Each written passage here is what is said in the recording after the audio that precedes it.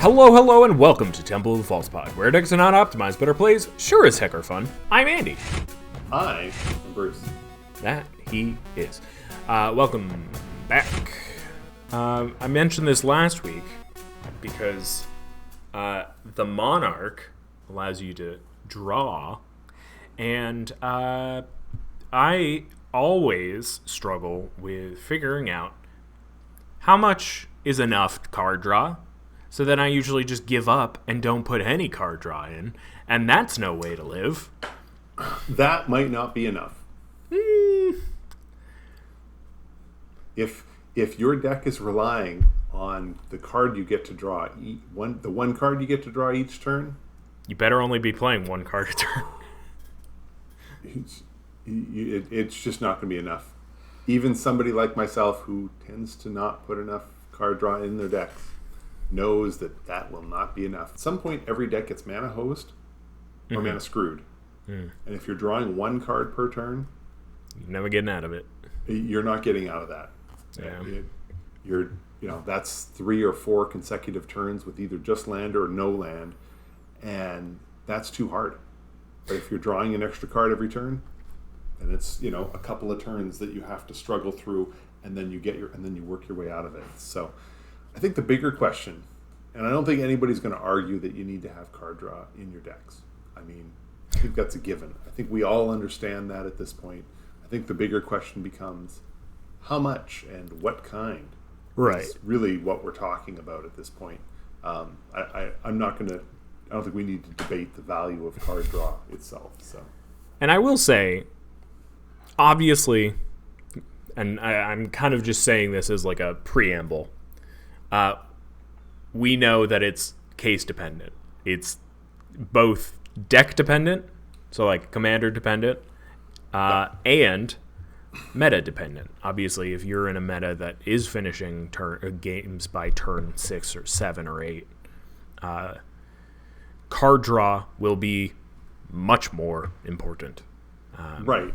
And the kind of card draw is even going to be different if your meta is much faster.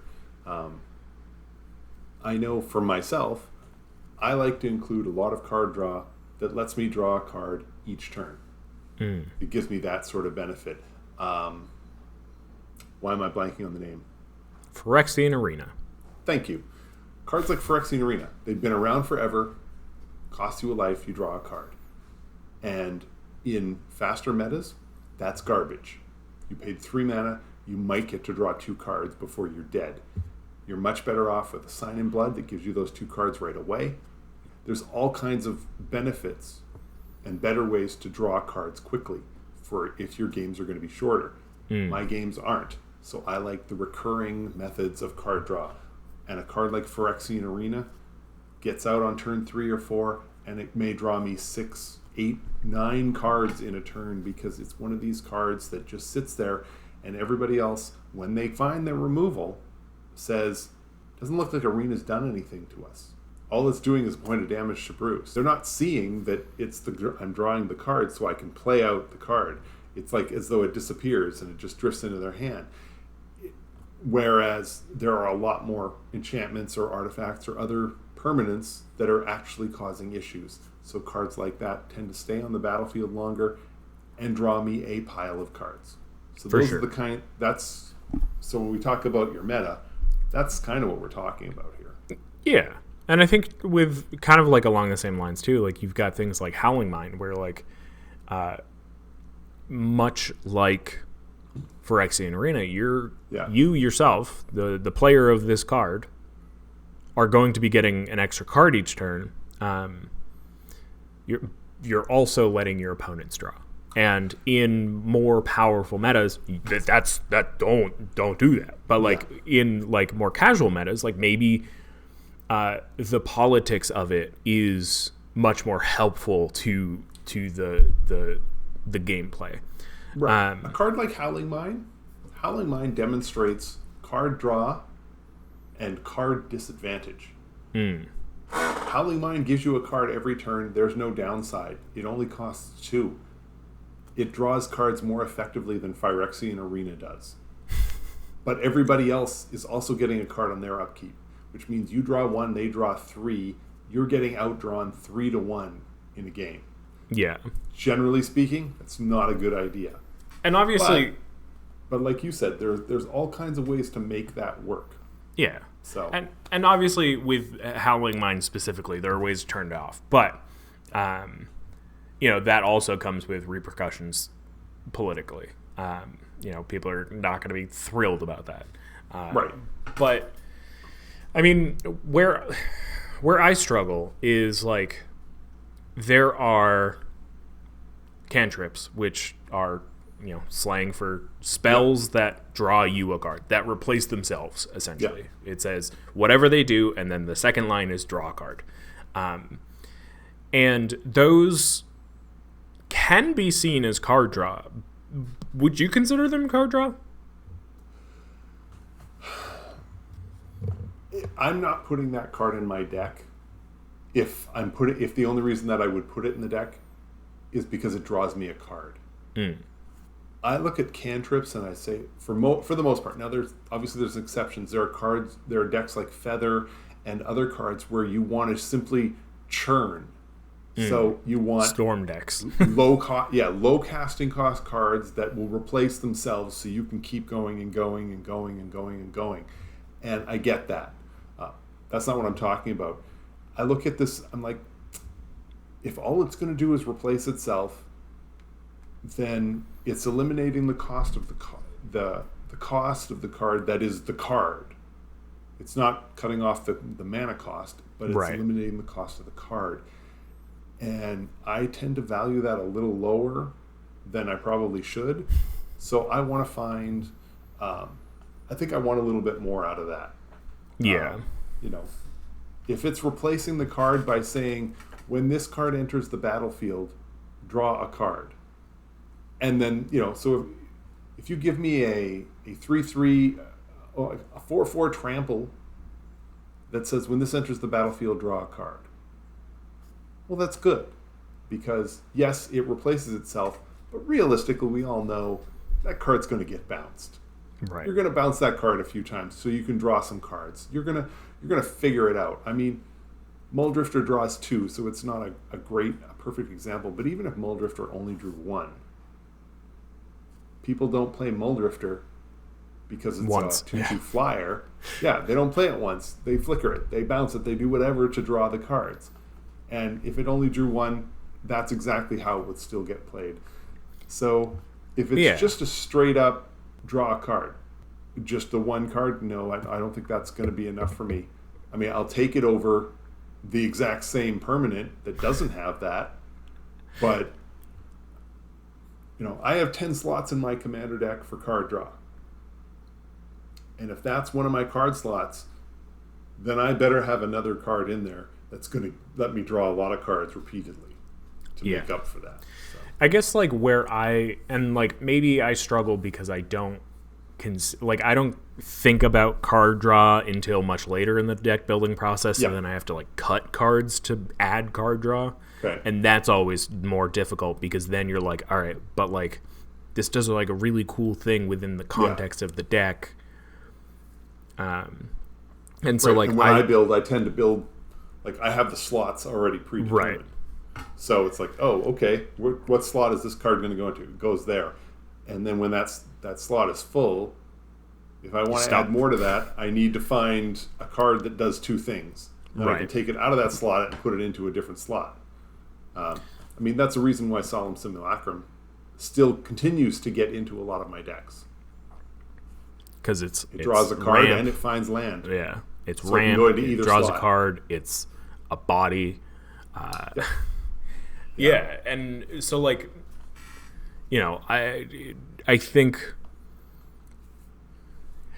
I probably need to start doing the same. Just build to template. And I think Magic, as we approach 30,000 cards, if we haven't already hit it, it's interesting because we have card draw for any situation. Yeah. We have card draw that will fit into the most niche decks. That you will find synergies for however you need it. And even there is card draw that fits your theme, no matter what your theme is. And even beyond that, like, if you can't find 10 slots for it, like, we do have utility card draw of just, like, all right, you've got War Room, right? Like, you're playing Commander, so, like, you've got War Room. You can tap 3 and War Room, pay some life, draw a card. Like, that's card draw. It's repeatable card draw. It's fine. It's better than a lot of the card draw lands, but I always find it difficult to find that balance because it's you're kind of like, I mean, maybe it's just like a frame of mind. Maybe like I shouldn't be considering it like this, but like you're essentially sacrificing doing deck for card draw. But like that will like also you just said, allow you to do deck more. Right. Well, and that's the allure of, here's the card that does deck. Oh, and it also says draw a card. Well, then it's card draw, right? Well, kinda. On the other hand, just to be clear, I mean, I include 10 slots. It doesn't mean that I'm expecting to have 10 cards that give me recurring card draw. That would probably be too much card draw. What I am looking for are some dedicated, but I want 10 slots because I want to know that I can reliably find one of these fairly early on in the game. That I'm not going to have to wait until turn 5, 7 before I find some kind of card draw, because I definitely want to hit that. So I always think that if I get 10 cards in there, then that's a 1 in 10 of the cards in my deck.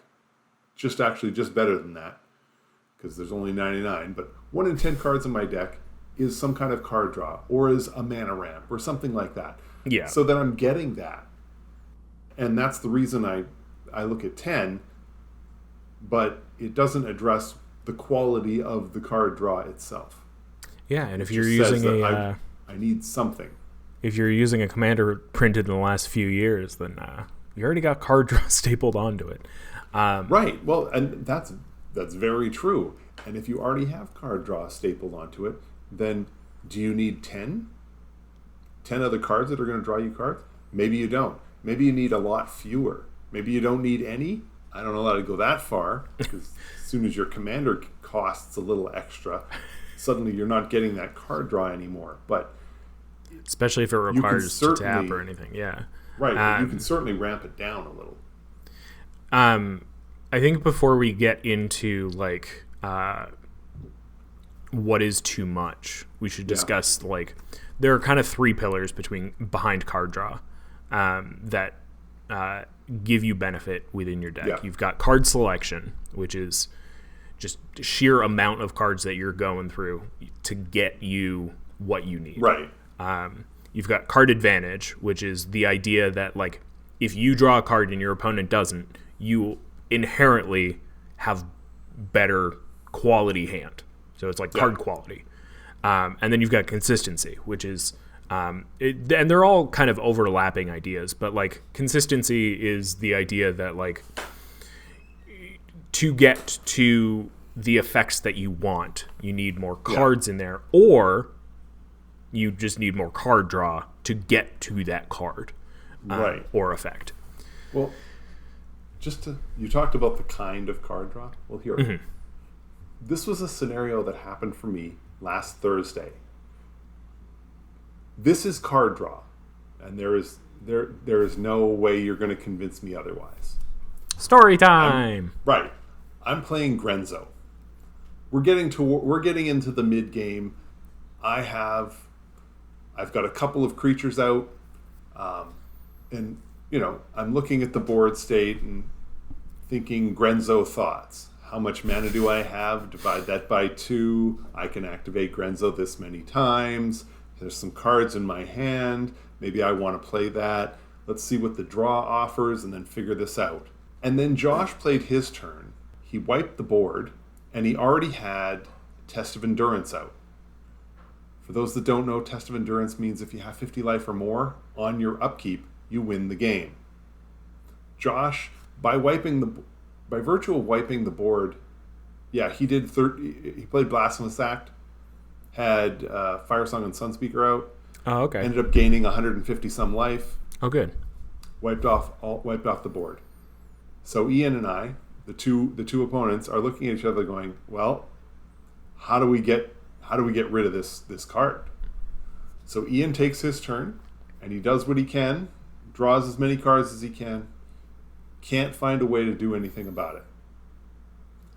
Comes to my turn, and I'm looking at, on Ian's turn, I'm looking at the board, and I'm thinking to myself, "Oh, I can't get rid of Test of Endurance. But what I can do is get rid of Josh, because I had an enchantment out that gives creatures +2/+0 and haste when they enter the battlefield. And I had already done 13 points of commander damage with Grenzo. So I looked at my mana and realized I could cast Grenzo to make him an 8-power creature and swing and kill. So I'm like, done and dusted. Waiting for Ian to finish the turn, and then I can take Josh out. No guarantees I win, but I can solve the problem. Ian does his thing and works something out and figures out, you know what, if I do this, it'll be better. And he plays Living Death. So all the creatures in everybody's graveyards, all the creatures that are out there leave. There weren't any. Right. All the creatures that were in the graveyard came back. So I got a few battlefield triggers, and I ended up with 10 creatures on the board. And Ian ended up with another 10 creatures as well. And in the end, could do nothing further. So he wasn't able to, because he was looking at it, he wasn't able to take Josh out. His creatures didn't have haste. He wasn't going to do 140 or 90 damage to get him under 50. So he hands it over to me, and I'm thinking, no problem. Everything's still good. Problem was, Josh got one creature out of his graveyard. And it had protection from multicolored. Oh, no. Is it multicolored? No, protection from any color. Yeah, it was from any color. Like, all right, I can't deal with a 3/1, and he can block Grenzo, and then he just wins. So, I need to find an answer. So I need to draw some cards. But this is Grenzo. You don't draw cards, you flip cards off the bottom. However, what I did have was I had Viscera Seer, who came out of my graveyard. I had Treasonous Ogre. I had a lot of other creatures. And I had a lot of mana. So I started tapping my lands. I started using Viscera Seer and sacking a creature to scry. And every time I would scry, nope, that's not the card. Put it on the bottom. That is not specifically Meteor Golem. Well, and that is exactly what Ian said. That is not Meteor Golem. All right? No, it's not. So I proceeded to work my way through all of my creatures, except for Viscera Seer, Grenzo, who was sitting as an 8-power creature, and neither Josh nor Ian recognized that this was an option if I could get rid of the creature. Because they're thinking Meteor Golem to get rid of the Test of Endurance. Great. So I scry 8 times. Don't get an answer. Uh-oh. Well, then I got Pentavus. So then I spend 1 mana and create a Pentavite token and sacrifice it and scry and scry and scry until I got down to one counter on it. And then I sacrificed the Pentavus. And it went away. Still didn't find it. And then what life are you at? I was at 47. Okay. But at this point, I was just using the mana that I had on the board. Because I had like 17, 18, maybe 20 mana on the board. And then I was able to recur Pentavus back onto the battlefield and do this all over again. And I churned it all the way down. Had to go after I got through it, still didn't find anything. Had to get rid of 2 other cards that I was hanging on to. One was the Sangromancer. Yes, because the Sangromancer came into play when other stuff did, and there was some discard, and that's how I gained a bunch of life. But like, okay. And at this point, of course, now I'm using Treasonous Ogre. So I'm losing 3 life. I am down to 10. Oh no, I was down to 16 life. And I finally drew the card I finally managed to scry the card I was looking for. And it was Triskelion. So Trike went on the bottom. I used Grenzo's ability. Trike comes up. I take 1 counter off the Trike. Target is creature, because Trike is colorless. The creature disappears. Grenzo swings for 8. 21 points of commander damage. We didn't die. That is card draw. That is card draw. Lots of it. Now, I did not win that game. Ian took his turn and slaughtered me because I was at 10 at that point. I was burned right out. I burned everything to make this happen. But it's that kind of thing that lets you, it's card draw. It doesn't say draw a card. In this case, it was scry and then use your commander's ability. But in essence, for me, for that deck, it was card draw. So that's the card selection of it all. That's the and Sensei's Divining Top. That's the Sylvan Library. That's the and you talked about the effective volume. I mean, I scried 20, maybe 24 deep before finding what I needed. That is voluminous card draw. That's that kind of card draw. I wonder with Treasonous Ogre if it would have just been less work to just flip off the bottom. Like that late in the game. The thing is that initially, at least, the scry was just sack a creature. So I'm like, this is free. Yeah. But the problem is, once you get down there, I scried all this stuff to the bottom. I know what's coming up. There's no point in spending a bunch of mana to flip off the bottom if I already know what's there, and it wasn't good enough before. So I just kept going. I just like the idea that had you not started sacrificing things to scry, it would in like a cross section of the deck, where is your answer? Right. Is it closer to the bottom? But it would have been interesting to see that if I had just flipped the bottom, flipped Grenzo. Yeah. God, I mean, well, like I said, I had 47, so that would have been how much mana? 14?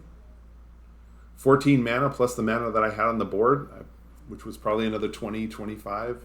So it would have been 35, 40 mana. I would have been able to activate Grenzo about 20 times.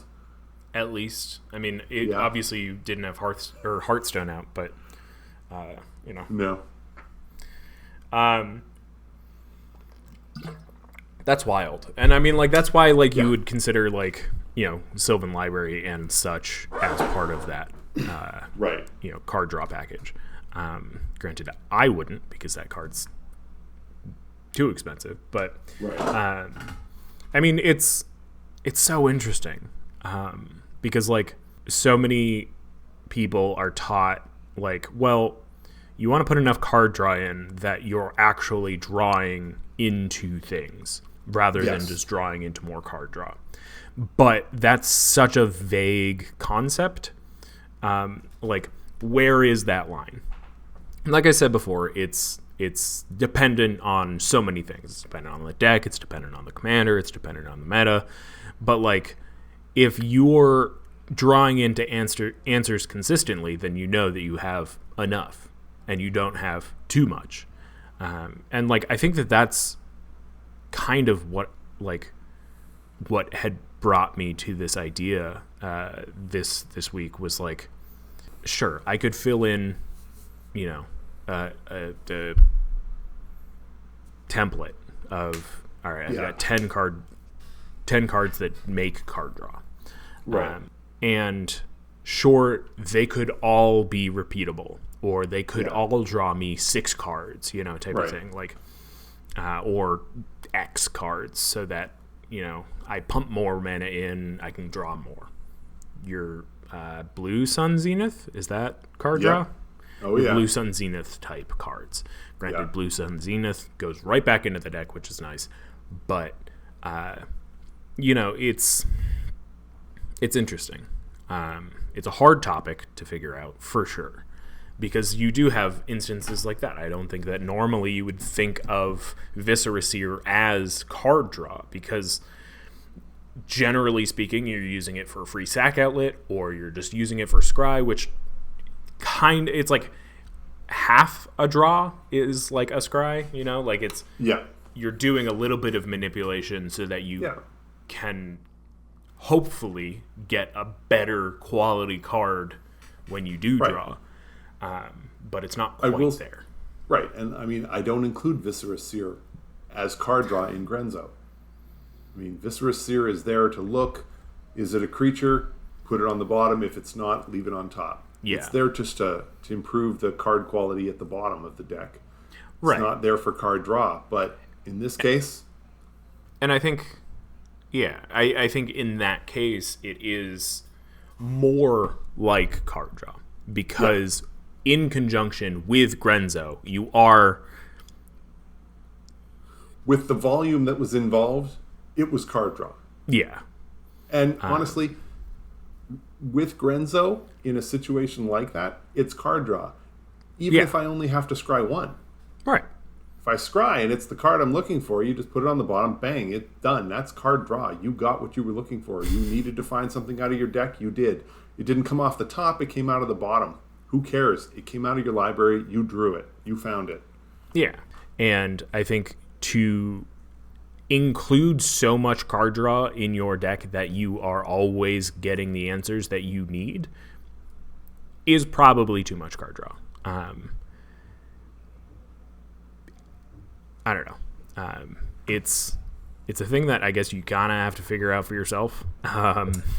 Yeah. It's a thing that I have to figure out for myself, because I think there are certain cards that allow you to draw inconspicuously. We've talked about the magic mirror, right? Yeah. It is a very large artifact that is very risky to play, because if anybody's paying attention, they will destroy it almost immediately. And there goes 9 mana, or whatever it is. Yeah, it's 9. But if it, is going around and you tick it up every turn and you're drawing more, like after a few turns, you are drawing enough that like you've finally kind of gotten your value out of it, and that's nice. But like that doesn't mean that card belongs in every deck. Right. And so like it comes down to knowing both the intricacies of the synergies of your deck, but also like how much you want to draw. Obviously, there are decks that want to draw more. Niv Mizzet wants you to draw. Right. There's never too much draw in that deck. But I don't know. How do I think that makes sense. Yeah, how do I want to end this? How do you want to end this? I want to end it with what you said earlier. It's up to you. It really is a personal choice. It's dependent on the meta. It's dependent on your deck. It's dependent on so many things. Just make sure you have enough, and keep an eye on it to make sure you actually have enough. And you don't have too much, and make it work. And so it's just one more part of your deck that you need to be keeping an eye on to make sure you're actually doing it. And it's a little tricky because a lot of times it's easy to say, oh, I need more creatures because I died in this situation, or I'm dying repeatedly because I just don't have the volume of creatures. It's a lot harder to say, man, if I just had a little more card draw, then I would have more creatures or more land or whatever to be able to do this. And it becomes a little tricky to try and balance between which is what you actually need, whether you actually need the permanent that's going to stop, or if you just need more card draw to get to the ones you already got in your deck. Right. So. Which is also why I am a big proponent of impulse draw, because I love the inconsistency of impulse draw. We have a whole episode about it. Yes. Obviously, you can hit really good things and not be able to cast it, but also you can hit bad things and then have them gone forever. It's great.